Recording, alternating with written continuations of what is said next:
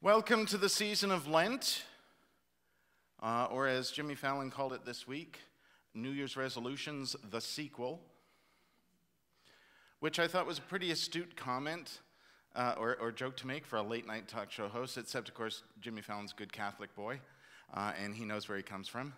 And that's what actually makes it so funny that he would say something like that. I thought it was even funnier that the audience laughed at it because they probably didn't all really get it.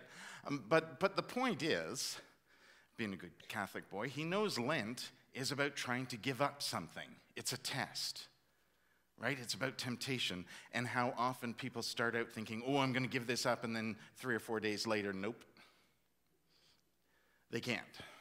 Just like a New Year's resolution, right? You go in the new year, you make a New Year's resolution, and I'm going to go work out at the gym. How long does that last? Yep. The thing that's so interesting about that to me, though, is that it focuses on the thing we focus on with Lent. The practice, not the point. See, Lent is one of those things that we made up, by the way. It's not particularly biblical in the sense that there is an event that says you will do this. It's inspired by a story. But there's nothing in the Bible that says you have to do this. And that's the thing that makes it kind of different from all the other seasons, right? Advent, Christmas, Easter, Pentecost, they're all specific dates. They're specific, better way of saying that would be they're specific moments from which we have a season of Sundays that might have stories related to that specific moment. And it's chronological, right? Advent comes before Christmas, which comes before Epiphany. Good Friday, Palm Sunday, Good Friday come before Easter. Pentecost is where it is because it's a specific number of days after Easter. They're specific moments. And Lent's not like that. Lent, here's what happened. I think after the first few years after Jesus was gone, of course, everyone was expecting Jesus to come back because he said he would, and they figured it was in their lifetime. And then he didn't. And even people like Paul started to realize this isn't going to happen in our lifetime. Maybe he meant something different about that, and they started to think about it differently. And that was great. That was fine, except for the early days of the church, it meant people started to become really complacent about the things that they needed to do. They got comfortable, in other words. And the church leaders went, the people are getting comfortable. We need something to inspire them to get back to the radical message of Jesus.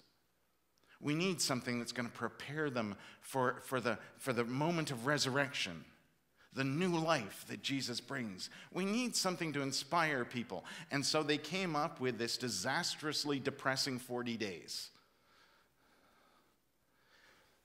They came up with Lent. And the 3 hallmarks of Lent are abstinence. You're supposed to be fasting, by the way. I don't know if anybody is, but you're supposed to be fasting.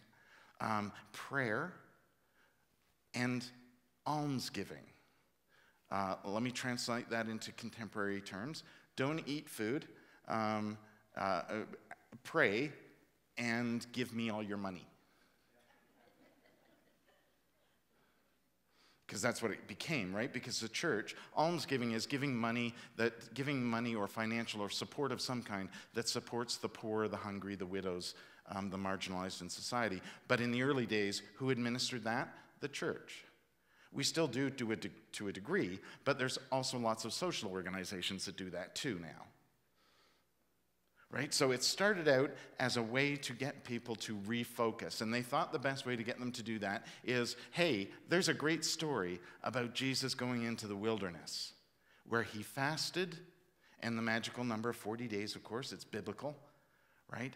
40 in the Bible may mean 40. It might also mean just a really long time. But we made Lent 40 days.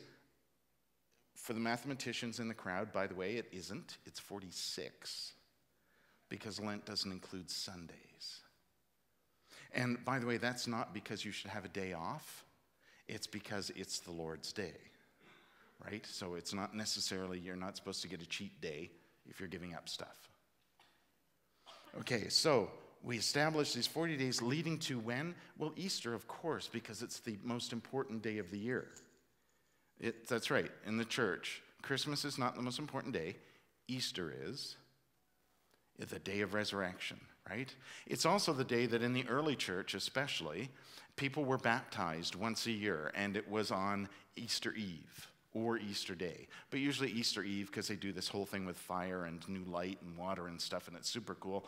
And so they baptize people. You need to be ready for that. So 40 days leading up to Easter. And in order to help you, we'll give you the marks of what Jesus did in that story. He gave up things. He, of course, would have prayed.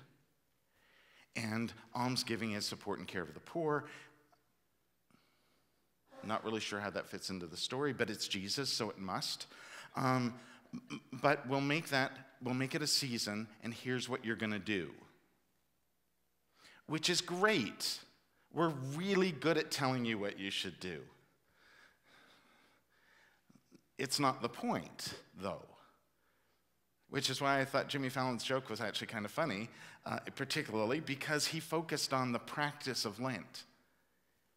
And the point in doing that stuff is so that you will do something else. That you will do what Jesus did. He went in the desert to figure out where to go next. And that's the critical piece. And I think one of the reasons why we lose it so readily is because of where we put Lent. We put Lent where it is most useful to us, right before Easter. But to Jesus, and if you read the whole story, either side of the temptation in the wilderness, here's what happens. Jesus goes to the River Jordan where he is baptized by John. The voice of God is heard. This is my beloved Son. The dove, the Holy Spirit, alights on Jesus. Then the Holy Spirit goes out into the wilderness with Jesus. And various Gospels tell it different ways. One of the Gospels actually says Jesus was driven into the wilderness. I think that's Luke. Driven into the wilderness by the Spirit. Matthew says accompanied. The point is, and I can never say this enough, and I will say it every single year at Lent, Jesus doesn't go into the wilderness by himself. He goes with the Spirit. Jesus fasts in the wilderness for 40 days. He is tempted by the devil. We'll come back to that in just a second. And then what happens? He goes on into his ministry. Baptism, wilderness time, ministry. That's the chronology in all the Gospels. And I think that's the point of Lent. It is certainly preparation for the high holy day of Easter, no doubt. But for us individually, it's a time to do what Jesus did. It's time to use whatever practice you do during Lent. And that's changed over the years too, isn't it? For a while we talked about giving things up. Did anybody do the thing where they had the card where you put a dime or a nickel in it every day? No, but I say this every year and no one says yes, so I'm thinking it's a weirdness of me. When I was a kid for Lent, we had this card thing. It folded out, and there was a little slot for each day, and you put in, okay, this is how old I am, you put in a nickel each day. And then I think after about 10 years of that, I think we were up to a quarter. But you put in a coin each day, and then that's your almsgiving, right? And then, of course, you would also want to give something up, like chocolate, or I was going to say coffee, but that's actually a necessity of life, or tea, or, you were going to give something up. Back in the day, of course, you would have given up meat. We talked about this in the study group on Wednesday, and it didn't go well. But it didn't go well because the resource book that we were using that suggested that you might go vegetarian or vegan for the month of Lent, for the 5 weeks of Lent, then told you what you should do with that.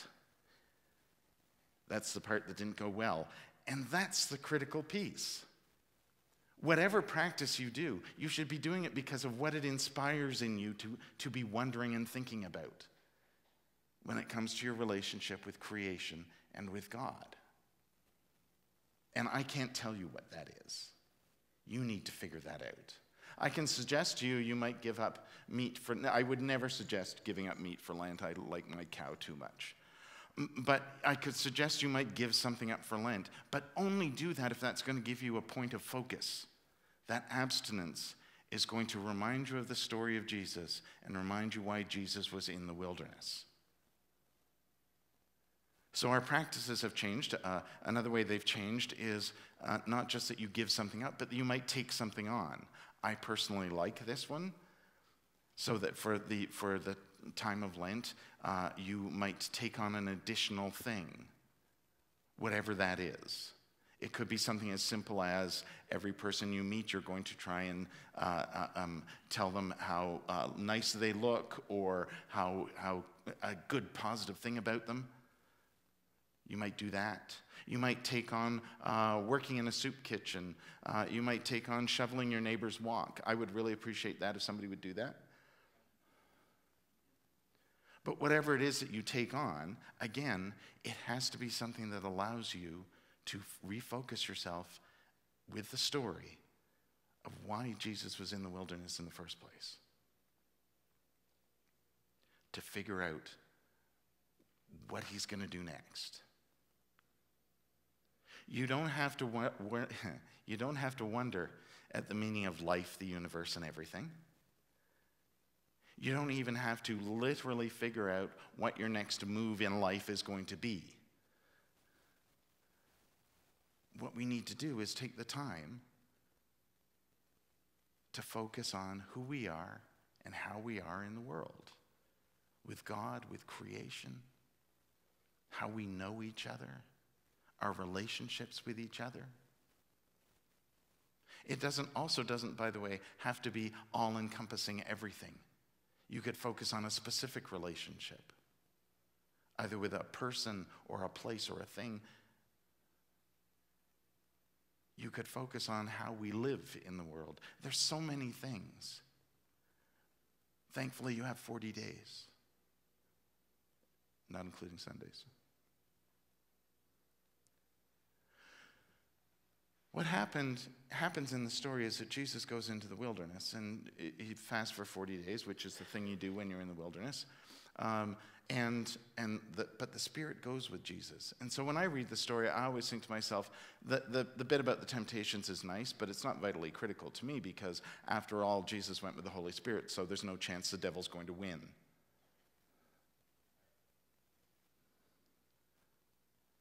It says Jesus goes into the wilderness with the Spirit. There's no chance he's ever going to give in to the temptations because he's empowered by the Spirit. In fact, he's probably had 38 days of being empowered by the Holy Spirit. And then Satan goes, it's my last chance. Let's try these. And here's the thing about the temptations, though, which might be important to remember for all of us. The three things that Jesus is tempted with all relate to having power. It's Jesus exercising power, his divine power. And his response to each one is to remind the Satan, I'll come back to that in a second, that in fact, this is what God is all about. I share my power with the Holy Spirit. And each of Jesus' responses to the temptations from the devil are from Deuteronomy. They're from that moment of Moses giving the law to the people. Do you remember why Moses gave the law to the people? Not to tell them what to do, but so that they would have something to guide them in how they lived together better. To guide them in their relationships. The people in the wilderness were lost. They didn't know how to be a people, a community together. So the Ten Commandments are all about that. They're not commands at all. They're ways to help us live together better. We started to use the language of command later on. That wasn't the original word. Because, why? Well, because we're better at power over things. We're so much better at that. You're broken, let me fix you. Just do this. I don't like the way you're doing that, so I'm going to stop you and I'm going to make you do it differently. I don't agree with you, so I will defeat you. I don't want to hear what you have to say. I'm just going to beat you into dust and then you'll be gone. We'll deal with it. That's how we deal with stuff. And that's not Jesus, and it's not Jesus in this story. Jesus goes into the wilderness with the Spirit. Jesus goes into ministry and shares his power with people.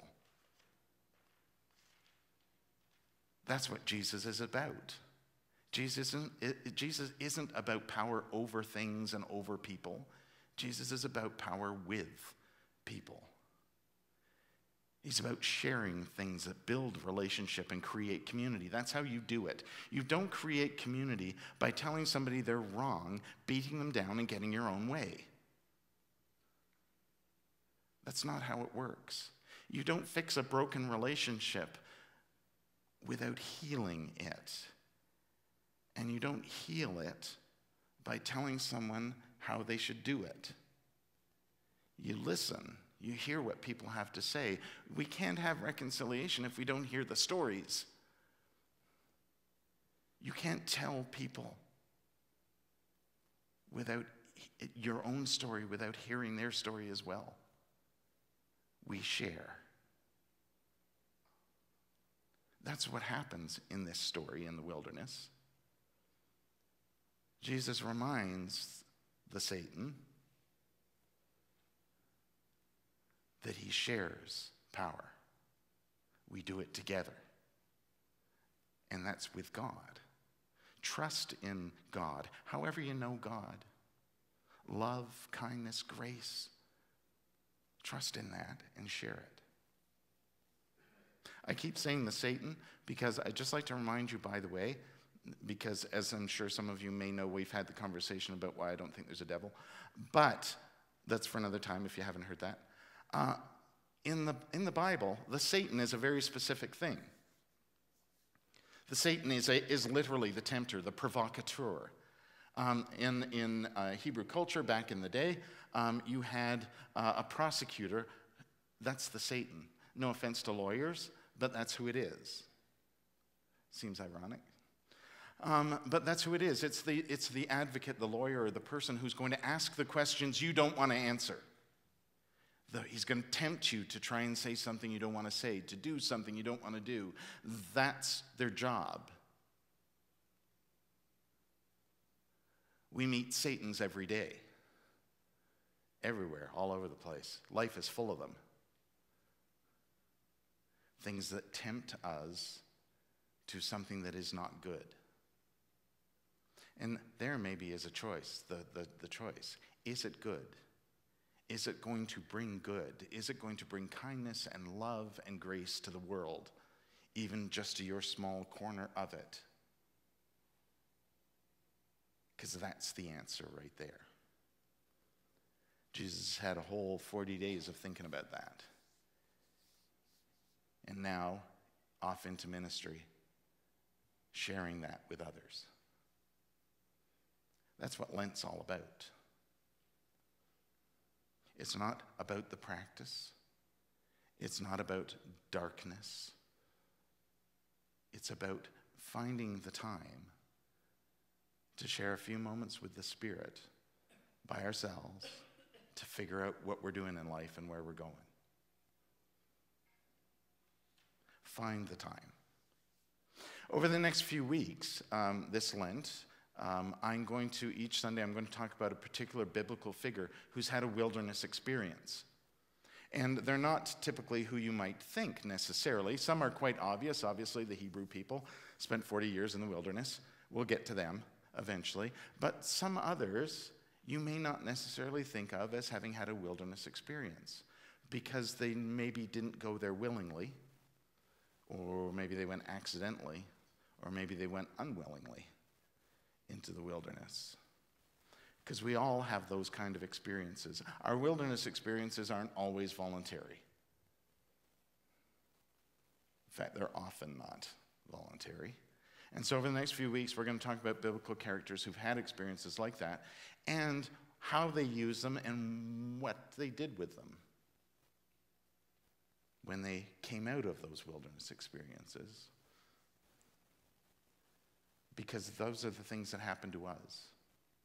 This week, I am asking you to willingly go there, to willingly go to the wilderness. That's the point of Lent.